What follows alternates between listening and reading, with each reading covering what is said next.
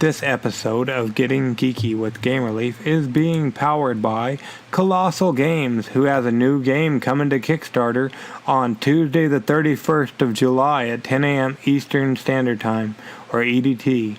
It's Terrors of London, and Terrors of London is a competitive deck builder set in Victorian horror, or a Victorian horror theme, if you will.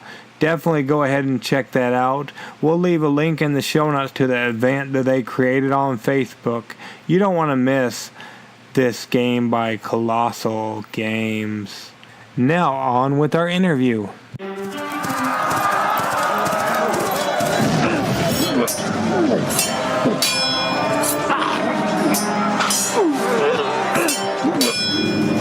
Getting Geeky with Gamer Leaf, the podcast in which one man strives to level up his geekhood and helping you do the same, one battle at a time. Now, let's get geeky with Gamer Leaf.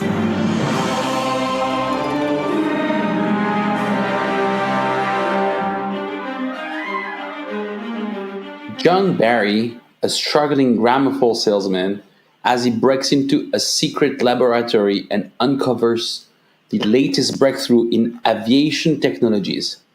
What he doesn't know yet is that he's about to liberate the world's greatest jetpack from scientists who will use it only for evil. Are you ready to help him? Did that sound familiar to you guys? It didn't to me neither, but this is a story of Jetpack Joyride, a new game that's currently on Kickstarter. It's got about around 7 days to go or whatnot, and today we're lucky enough to have on the creator mastermind himself from Lucky Duck Games, Vince. Is that correct, Vince? Is that how you fall in line with Jetpack Joyride? That's absolutely correct. Thank you so much for having me, Lake. No problem. Thanks for joining us on Getting Geeky with Game Relief. We really appreciate it. Now, before we get into what this great game is, let's rewind a little bit if we could. We don't have to go back too terribly far, of course, unless you were born into tabletop board gaming. But how did you get started into playing tabletop board games, Vince? It's a fair question. You know, I started to play around 12 years old with my brother. At the time, there was definitely a peak in specifically board gaming, so-called, with a lot of some miniature games, but not Warhammer stuff. And then I took a huge break for a long time, and it's only 3 years ago that I started playing them again. And when I started again, I went in full force with it. The story as of why I started to play them 3 years ago is pretty cool. I come from the video game industry. So for the last 12 years, I've been making video games out of my two own companies. One was called Kobojo, based in France, and another one called Everyday I Play, based in Poland. And those were free-to-play games. And for 10 years, 12 years, we've been trying to sell stuff online to them. But failing at it, trying to sell T-shirt, mugs, but nothing was selling. And 3 years ago, my brother asked me for some visual for Vikings Gone Wild, one of my mobile games. And I tell him, well, listen, I'm going to give you those visuals, but you have to make a board game adaptation from the mobile game. And 6 months later, I try Vikings Gone Wild, the board game, and absolutely fall in love with it. And I decided to actually go all the way and publish this game somehow. What we discover after Kickstarter that took place in June 2016 is that actually there is a huge and very interesting crossover between mobile or PC game and board games as a crowd. And so basically a year before that Kickstarter of Vikings One started, this is when I got back to it, because as we were preparing this new game, I felt like I needed to catch up with 20 years of board games. I wanted to try them all. Like, I probably bought around 100 games in like 6 months and just spent an incredible amount of time just playing. It felt like I was just reading books that from a specific genre that it was purely for like research and an understanding what board game had become in such a long time.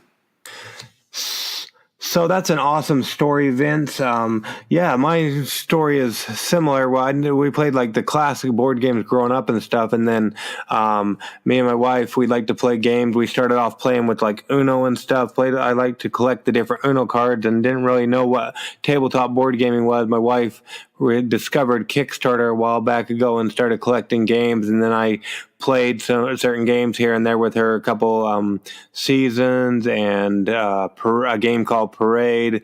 Played those here and there, but then not this last holiday season, but the prior one. Me and my son, he'll be 10 this year. Yeah, he'll be 10 this year. We sat down. I hate rule books, so I watched a Rodney Smith how to play video on what is it? Blood Rage, and I watched that, and then we sat down and played that a couple years back, and it was like Christmas, just playing how it just felt like Christmas. And so ever since then, I've kind of got into the board game, started the podcast just over a year ago, and I went probably a little too crazy on interviewing people, so I haven't been able to play as much as I'd like, but trying to get back at it. But yeah. But I love board games too. That's cool that you only started playing them again 3 years ago or whatnot. Besides any of your games you created, because I don't know what my audience would do if I let you pick your own games. At the current time, what would you say your favorite game is besides yours? So I'm not going to sound very original, but the two recent really big hits around my table are Rising Sun and Gloomhaven. Rising Sun, for some reason, is a game. It's not for everybody, but it was very good for me because I felt like it was hitting a very wide range of skills between the fact that it has a Euro game element to it. You have to plan ahead. You definitely have to do some math in what you're doing. But there's also a lot of bluffing. There's a lot of negotiations. And all those things together really made it a very social game, like in a sense that it's not just one of those I work on my side kind of Euro game, and sometimes I look quickly what you have, and we have some small interaction maybe on things that we can acquire. I really enjoy that. And lately I finally got to put Gloomhaven on the table and get to understand what was the hype about this game. And I have to say, I'm pretty blown away by the game. They really managed, at least he really managed to make a Euro game out of what would be an Ameritrash looking thing. So it's a dungeon crawler with complete control. There's a slight element of randomness, but overall it's really amazing what they've done. So those are the two on top of my list when I don't play for work. Awesome. Yeah, we've got both of those games, but have yet to get those to the table. As a designer, if you could change one thing about both of those games, what do you think that might be, Vince? Well, actually, it turns out I played Rising Sun with some wrong rules. So and it played really well like this. The one word I will change out of Rising Sun is the fact that you don't give to the losers. You don't give the coins that you've earned. So the basically the winner out of a battle in Rising Sun has to give all the coins they used to win that battles to all the losers. And doing this, I feel like there's not enough tensions. Some people get very rich in these coins and make the final battle completely unbalanced. Where if you don't apply this rule, I found it every battle gets tighter and tighter and tighter, and it worked really well for us. Well, that's pretty cool. What about Gloomhaven? What would you do to change that?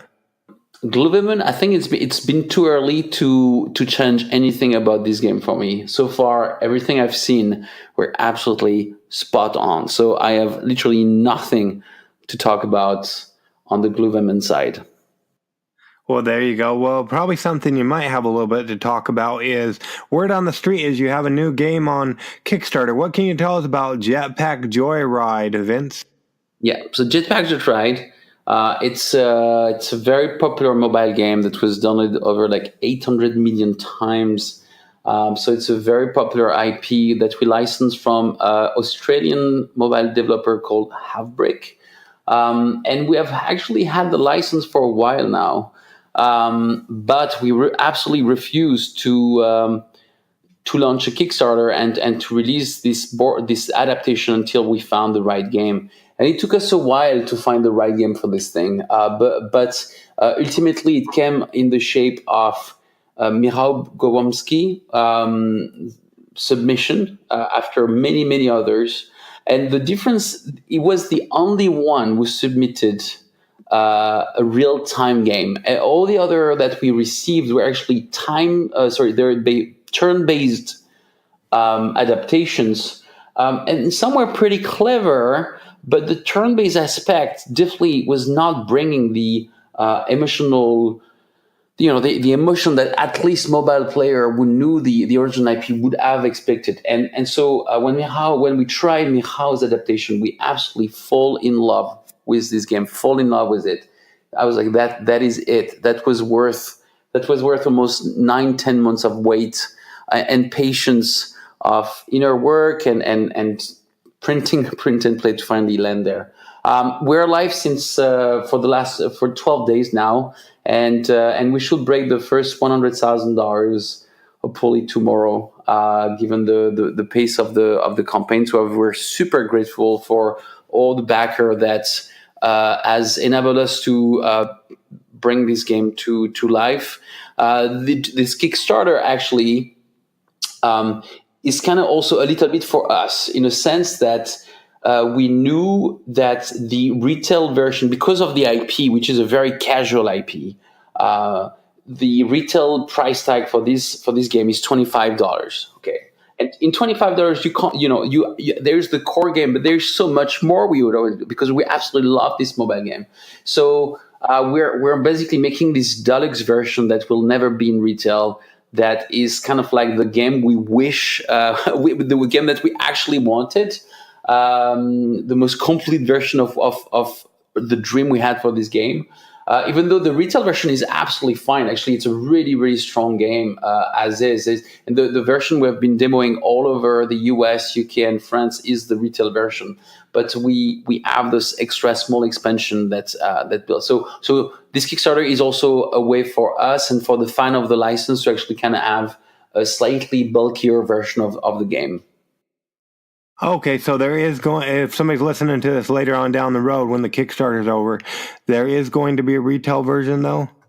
Yeah, absolutely. Yeah. It's $25, and it's a very fun game. The idea is simple. You basically, everybody just stole a jetpack out of out of secret laboratory. So out of a secret laboratory, and so you use those Pentomino's transparent tiles, basically, that are like Tetris-shaped translucent tiles, and with them you basically draw the path that you will go, that you would fly through that lab. The lab is doing everything possible to stop you. There are missiles, lasers, zappers, and whatnot, and basically you're trying to navigate your way through this lab. It's real time, though it's not a race. It's not about whoever is the first one to get there. The first one who gets out stops the round, but doesn't necessarily is going to win the game, because it's all about collecting as many coins as possible and trying to do as many missions as possible. So I really like this kind of real-time game that is not that's not a race, because often it's like, I hear often people, real time, no, sorry, it's too stressful. But then once people try the game and say, well, if you think it's stressful, please take a seat and let's try. And then people trusted me enough, at least during Dice Art Convention or the board game geek spring convention, or the UK Game Expo, and many were surprised to see how the pace of the game is basically has no downtime, but is not so pressured that it's stressful. Because if everybody's on the same pace around the table, well, everybody just takes his time and try to look for the right path to maximize their point and not necessarily just get out as soon as possible. So I think that's one of the greatest strengths of this game. Awesome. Yeah, I don't know if you got a chance to watch it, but I recently, the other night, over here in the U.S. at least, Michael Wright, the Unfiltered Gamer, was doing a live playthrough of this game. It looked pretty interesting and pretty fun. Yeah, I saw it. Yeah, absolutely.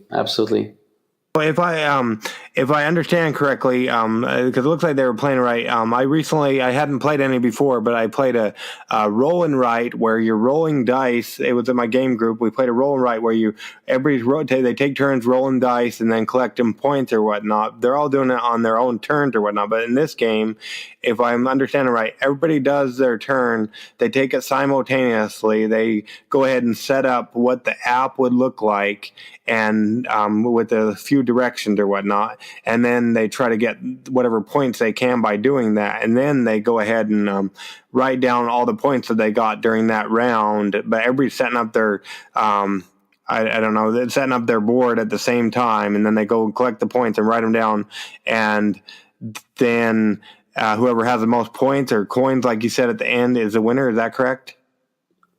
Yes, that's correct. So the game plays in 3 rounds. And whoever has the most points at the end of the 3rd round wins the game. What's interesting, though, is that there's a catch-up mechanism in the game. At the end of the 1st round, whoever has the least point is the first one to pick a card out of n card, n being the number of players. And what it does is that, and the how do you call it? Those gadgets are purposely unbalanced. What we mean by this is that we purposely want the person with the least or the lowest score to be able to pick the best card in order to help them really catch up. Because it is a skill game, we want to give an unfair advantage to the one with the most below. And that really, really helps. It's pretty much the equivalent of that catch-up mechanism in Mario Kart, when you're really the last one at Mario Kart, when you're number 10 out of 10, suddenly you get pushed on a rocket that brought you back in the middle of the course, and it feels so good to be back in the middle instead of being lost way behind everybody. And so there's a bit of that mentality on this catch-up mechanism. So that the idea is that the one where first doesn't get to choose which gadget he gets, and typically will get the least favorite one out of the 4 if you play 4-player. Okay, awesome. Yeah, because I really like Mario Kart. So if I understand correctly, they get to pick a card first. So everybody gets like an action card or like some kind of a gadget. Yes. So let me give you an example of a gadget. There is a gadget that would say, you now collect any near-missed coins. To collect a coin, normally you need to fly through them. But with that gadget, you just need to fly next to them to collect coin. That's really powerful. Another gadget will say, now you can fly through zappers. You cannot fly through zappers. Actually, there's a rule that says you strictly cannot fly through zappers. There's still a rule that says if unintentionally a player does run through zappers, he get -3 points for them. But basically, this kind of gadget will suddenly gives players who are struggling a way to basically just ignore some part of the obstacles, because there's 3 different obstacles. There's lasers, missiles, and zappers. So now suddenly you can fly through zappers, which helps a lot with the puzzle aspect of this game.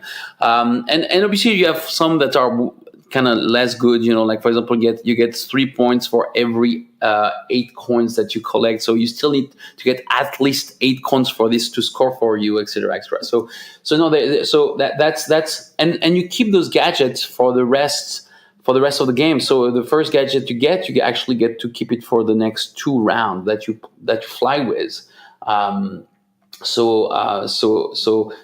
So it can be a pretty powerful way to catch up and come back in terms of score. Well, that's pretty cool. Yeah, so that's awesome. I've never quite, I don't think I have. I've never watched a video of somebody playing a game and then really wanted it like I have this one when I saw Michael Wright and them playing it. It looks awesome and fun. So I would encourage anybody to go check out that playthrough video. Minus him, and because I imagine you're a little biased. So besides Michael Wright, is there any other reviewers that that are reviewing it that they might be able to check and see what somebody else thinks of Jetpack Joyride? Yeah, absolutely. The truth is that the best way to find all those reviewers is to find them on the Kickstarter page of Jetpack Joyride. We kind of have categorized a lot of them. We have Tantrum House. We have Man versus Meeple. We even have a lot of French. We have, because we're English and French speaking publisher, so we always publish our game in France, Belgium, and Quebec in French. So there's also a lot of French-speaking reviews. Rado Run Through has done a video of it. Let's see what else. I'm actually going through that page right now to get the list. Sorry, Tantrum House. Sorry, I never remember his exact name. It says Slicker Drips. UK-based reviewer, is a fantastic guy. Such a nice person. Really smart reviewer. Give us a very nice review of the game as well. Actually, a funny story is that we were at the UK. I'm saying about it because he's from the UK, and so we actually had a booth, a pretty large booth at the UK Game Expo. And right before going to UK Game Expo, everybody was talking about Chronicles of Crime, which has been one of our, actually, hands down, the largest hit we've had so far, at least on Kickstarter. And so a lot of people say, yeah, I will go to the to the booth of Lucky Duck for that. And on the way back, people said, wow, I went there, I tried it. But really, my biggest surprise, the one I didn't see it coming, was Jetpack Joyride. What a fun little game. So it was really pleasant that people noticed the game. Well, that's awesome. Yeah, just even watching the videos and stuff, I kind of fell in love with this game. So that's awesome. And I'm not just sucking up to you because, yeah, but it looks awesome. And it really... That's very nice. Thank you so much, Nick. No problem. So per se, Vince, that somebody's fallen asleep, it wouldn't be because of you or this great game. It'd be because of me and my podcast. At the time of this recording, we're going into the 7/14/21. We're starting the third week of July, and since the first of the year, we've already released 119 episodes of our podcast. So sometimes people get a little bit tired of hearing me ramble on and on, so they might fall asleep. They've neither confirmed nor denied the facts, so I'm going to keep rolling with it until my fans tell me otherwise. So they're suddenly jolted awake, Vince, and you have their full attention. Why should they take a chance on Jetpack Joyride, especially with all the other great games that are out on Kickstarter currently? It's a fair point. I mean, this game is... Okay, one of its greatest strengths is that it's really easy to teach, literally 1 minute. There's no downtime, so everybody plays at the same time, so it scales very well. We actually have a plus 2 player expansion that you can multiply, so you can play up to 8 or 10, 12 people in this game if you want to. And there's no downtime, and there's no convoluted rules, so it is really a very good and easy 20-minute filler in your board game net that just will give you every single time a new puzzle to solve. Very interestingly as well, and very nicely, we demo a lot of our games, and this one, I've demoed it over 100 times at this point because of all the convention we do around it. And this one, I never, ever get bored on it. I will not lie. After playing 100 Vikings Gone Wild, I got a little tired of this game, and I'm very grateful there was expansion that renewed that. Masters of Elements, the latest expansion did great for that to really renew the game. But after 100 games of Jetpack Joyride, it is constantly a renewed and a pleasurable challenge. Well, that's always good. Yeah, I talked to a lot of designers, and they talk about that they want to make a lot of them have said they want to make a game that they don't tire of, and so that's always good because, yeah, you play it and demo it and all that. Absolutely. So yeah, for sure. So we'll make sure we leave links in the show notes so everybody can at least go check it out. If they do take a chance on it and go ahead and back it, I know you don't want to overpromise and underdeliver, but when would they anticipate getting their very own copy of Jetpack Joyride so they can start having the fun you talk of? Unless a major problem happened, I'm so sorry. Then we should actually be able to deliver way ahead of time. We like to, as you just said, under promise, over deliver. So we like to take time to give ourselves room for any issues happening, and always being able to release our games on time.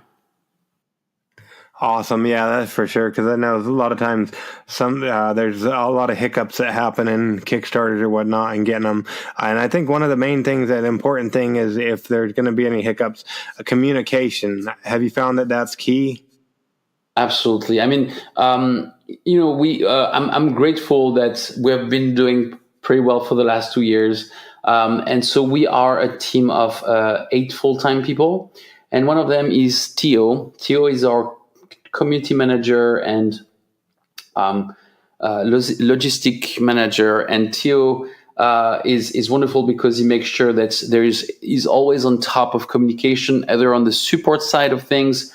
There's always this 1 to 2% of games that have that issue because of the mass production.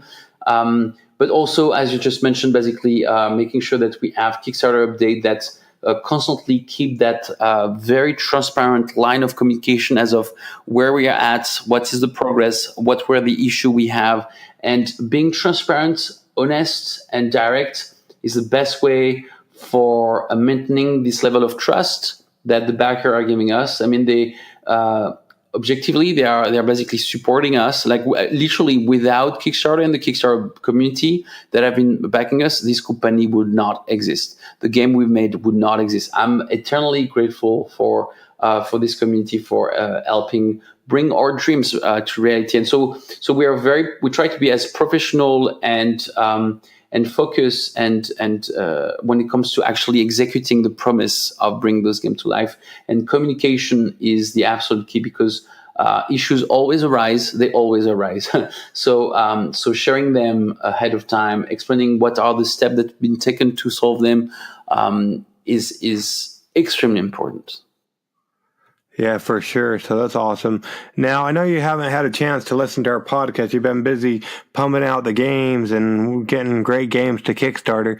But the next portion of our podcast is called Adventures in Application Acquisition, where we talk about an app, be it for your cell phone, your computer, your tablet, even a video game. And it doesn't even necessarily have to deal with tabletop board gaming or Jetpack Joyriding. Is there an app you use a lot of that we can talk about for a moment, Vince? Actually, I play a lot of mobile apps because I am talking to a lot of mobile developers. The one I've been playing the most recently is called Kingdom Rush. And the reason I've been playing it the most is because we've signed the license of Kingdom Rush. And we will be coming up with a board game adaptation sometime mid-2019 on this game. So that will be the one I would pick right now. Okay, so awesome. So, per se, somebody lives under a rock or hasn't played that one, what can you tell us about? You said it was called Kingdom Rush? Yeah, so Kingdom Rush is actually almost a 10 years old mobile game. It was one of the first, if not the first, it's not the first, but it's really one of the first tower defense that was not using squares as a base. It was using some kind of organic routes. It had the cutest, very specific art style. And there's been another 3 of them another 2 of them. So it's been a series of 3 mobile games from between 2008 and 2012, I think.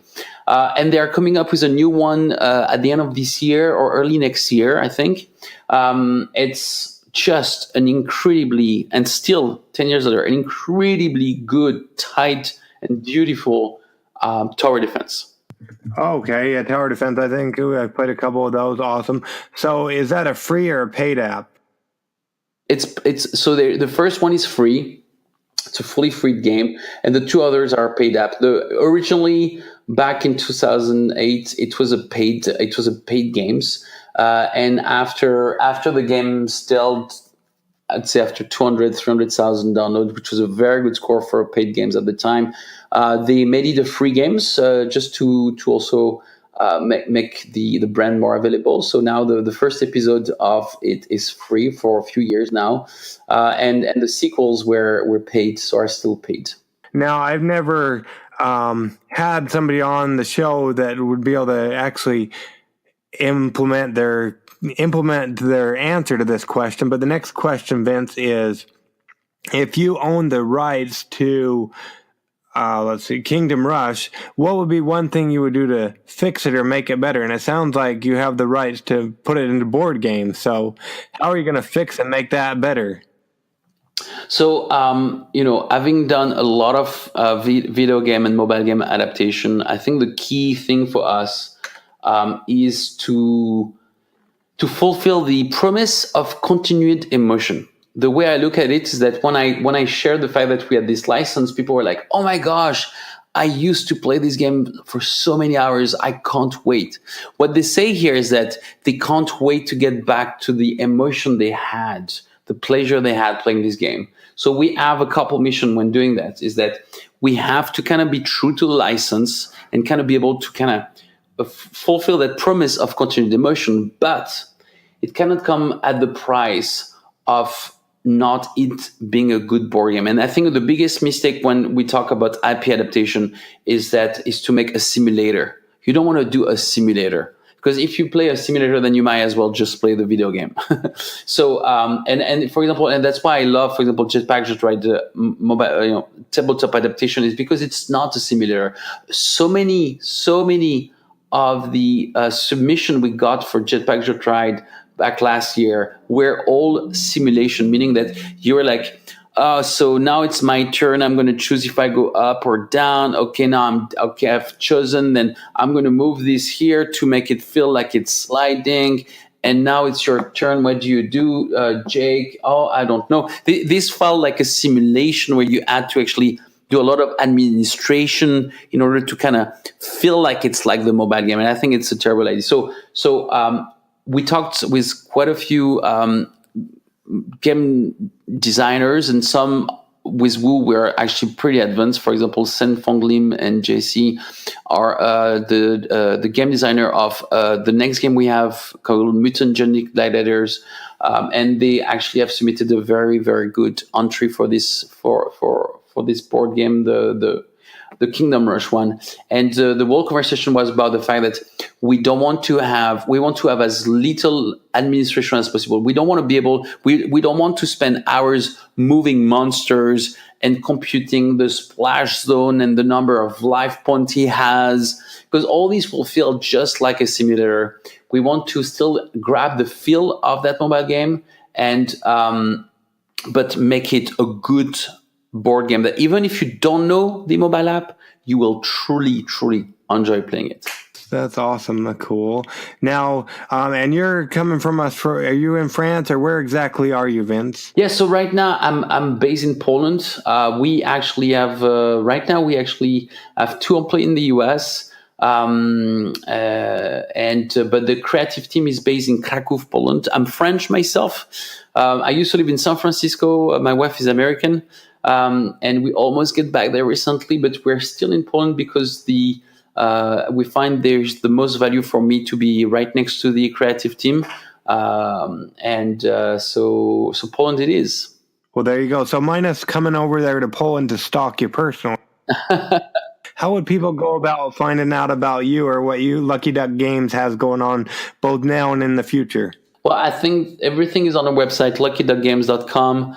We also are very active on Facebook on our fan page. So if you subscribe to our fan page, you'll be on top of things. As a small summary of what's happening right now for us, there's a lot going on. So we actually just released last week in store Masters of Elements, the 4th expansion of Vikings Gone Wild.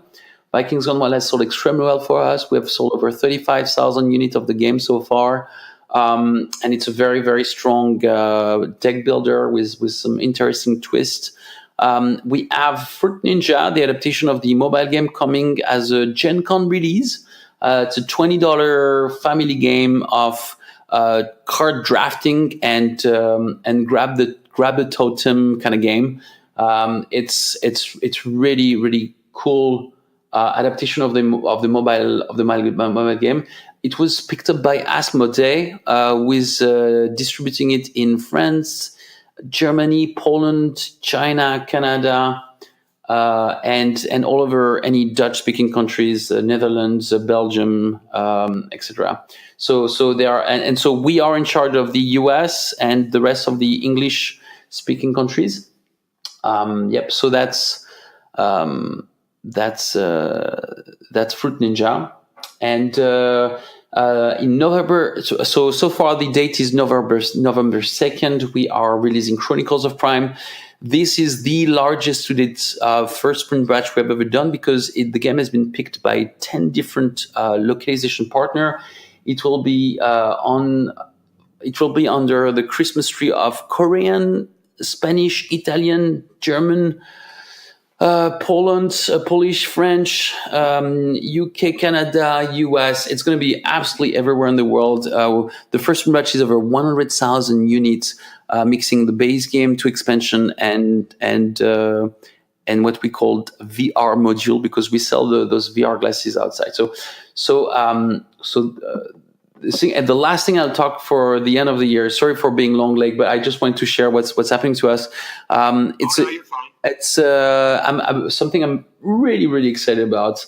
It's been a year for them to be working on it. It's called Mutant Genetic Gladiator, and I think it's one of the most innovative deck builder I've played in a long time. And really, I mean it. I would have never ever picked up a deck builder in 2018, given the flood of deck builder there is out there.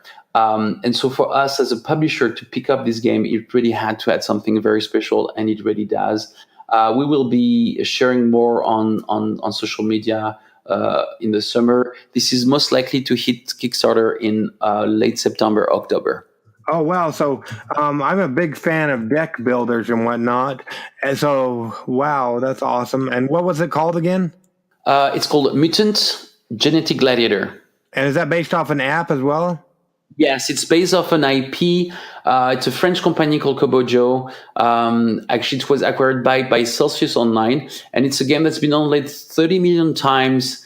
Interestingly, it has grossed over $15 million online, and it's 5 years old. That was on Facebook, and that's still very strong on Facebook and on mobile.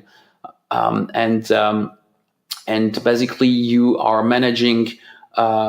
Basically, as the title suggests, a roster of mutant gladiators fighting in an arena for five rounds.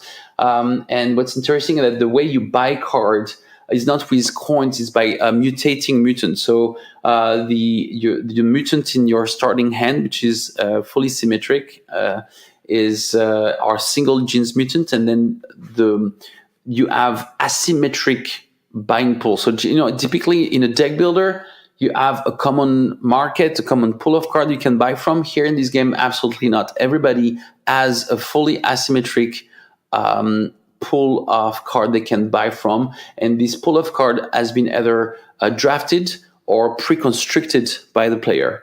So they can be actually the game has everything you need to have a very good competitive two-player game. Wow. Can I just say, slow down, Vince? You're making way too many games way too fast. I don't think so. No, and the reason is because a lot of the actual juice to make this game happens don't come from us. We are a publisher. We have a development team in house. As I mentioned, I mentioned 8. Actually, we just hired Herin as our social media manager. She's our 10th full-time employee. 10th employee. So we're fairly big. Big. We start to be a big full-time employee publishing entity, and our job is to market, to develop. But a lot of this development, which take a long time, as is happening thanks to the incredible energy from the game designer of all those games. So even though we have a pipeline of 3-4 games a year, which is actually pretty small compared to companies like Blue Orange. Blue Orange release 15 games a year. But those 3-4 games that we release a year are the fruit of a full-time dedicated team that put a love into them. Yeah, no, I really don't want you to slow down. But yeah, the games just look awesome and sound awesome, so that's why. Unfortunately, my wallet is not endless like I would like it to be. Yeah, fair enough. But I think today in today's market, you have to be a bit more picky. You can't just you just can't grab everything. I think you really have to be a bit more picky on the games that you pick, because there's so much choice out there. So, but the idea was doing 3-4 games a year, which actually is not that much for a publisher. Is that those 3-4 will be really, really, really qualitative games that have been worked on for a long time, went through plenty of quality assessment and things that were so sure they're good, that they will perform extremely well out there. Yeah, for sure. Yeah, it's awesome. So we'll make sure we leave all the links in the show notes so people can follow along for this awesome ride. And just so they're aware, if they liked hearing what you talked about and they maybe are trying to get IPs or work on getting games to Kickstarter or whatnot, we, myself as well as Sky from Board Game Websites, are coming out with a new segment. We're still working on everything with that, but you'll be one of our first guests on there. So if people want to stay tuned for that when it comes out, thought I'd throw that out there as well. But we don't want to keep you all night, Vince, but we really appreciate you coming on Getting Geeky with Game Relief with us tonight. Thank you so much for having me, Lake. I really appreciate it. It was a wonderful conversation, and have a good day. You're welcome. You too, Vince. I appreciate you coming on the show. What is this place? What is it doing here in the Leaves computer? Oh, it's Kickstarter Corner with the Leaves. Oh, it's Kickstarter Corner with the Leaves. I'll probably never tire of that. But anyways, let's get on with it, shall we? First off, depending on when you're listening to this, the time is running nigh for you to back this one. But Eddie Jonas' Forgotten Dungeon Mega Adventure for AD&D and D&D 5e. This one wraps up at Monday morning, the 23rd of July at 7:50 a.m. So if you're listening from the website, you might have a day or two. But if you're listening from your podcast catcher, you've probably only got a matter of hours, depending on when you turn this on. So you better get on with that. But it's The Forgotten Dungeon is an old school adventure that incorporates legendary artists from the days of TSR for AD&D and D&D 5e, 77W, and DSRPG. So like I said, you better get on that one. That has funded, and at the time of this recording, they had 38 hours to go. So depending on when you listen to this, you better get in on it if you want. Next, we've got Theosis. Theosis is a worker placement and tactical combat miniature board game that emphasizes fun gameplay and fast action. This one goes through the 24th of July, which is this Tuesday, ending at 7:59 a.m. So definitely check out Theosis. We had the creator on the show and talked a little bit about that one.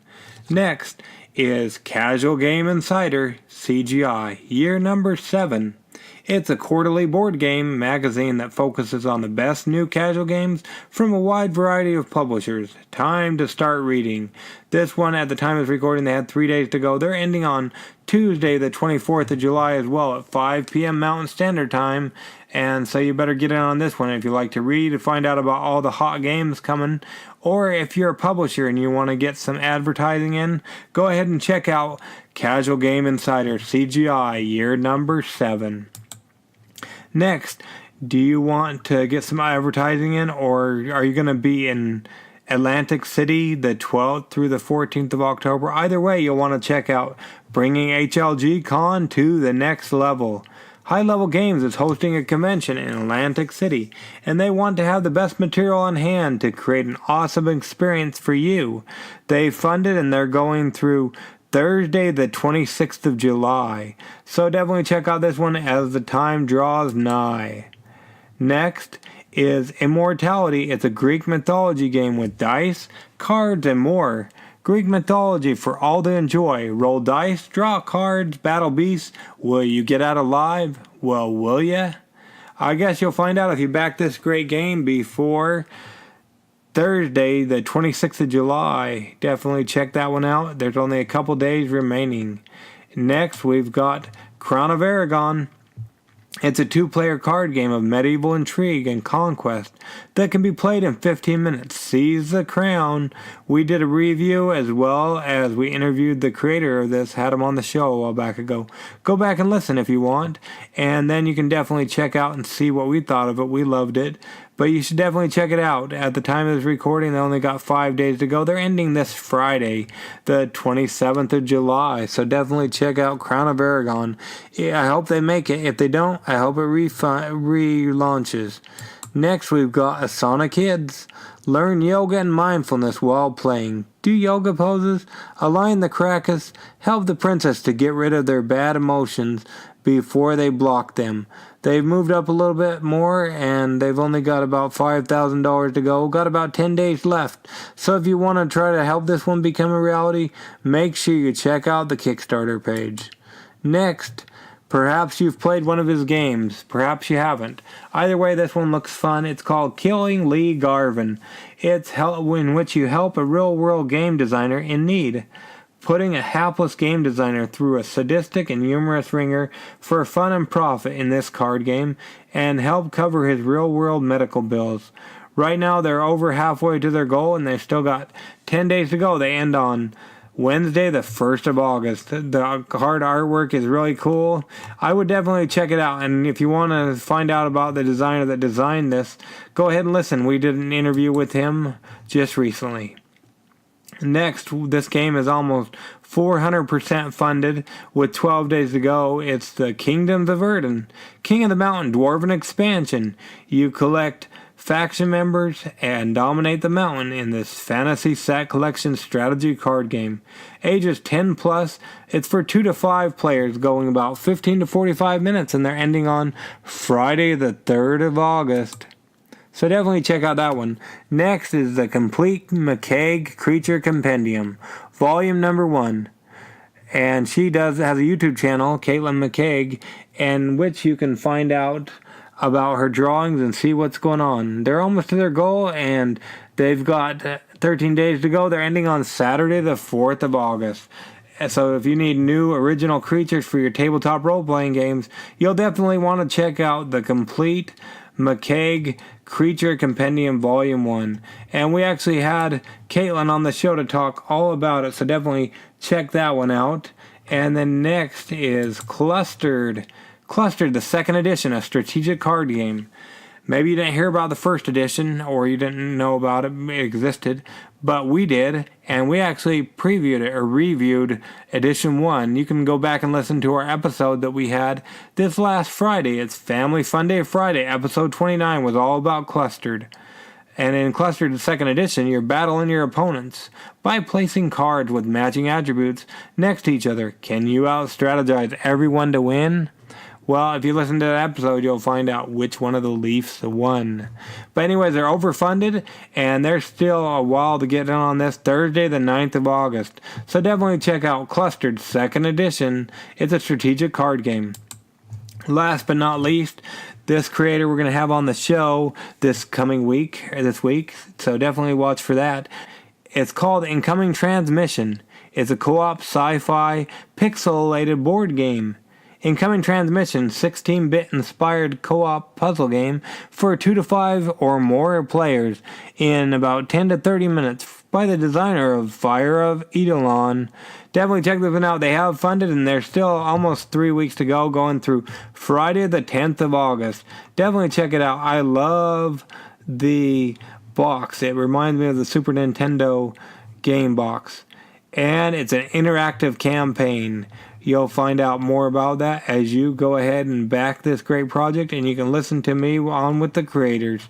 Anyways, you know what time it is. It's our least favorite time, your least favorite time as well.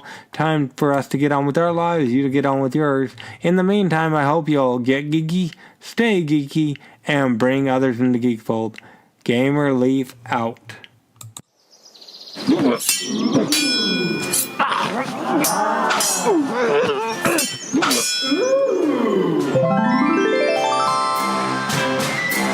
Gamer Leaf levels up. Tune in next week to see if Gamer Leaf's luck holds up.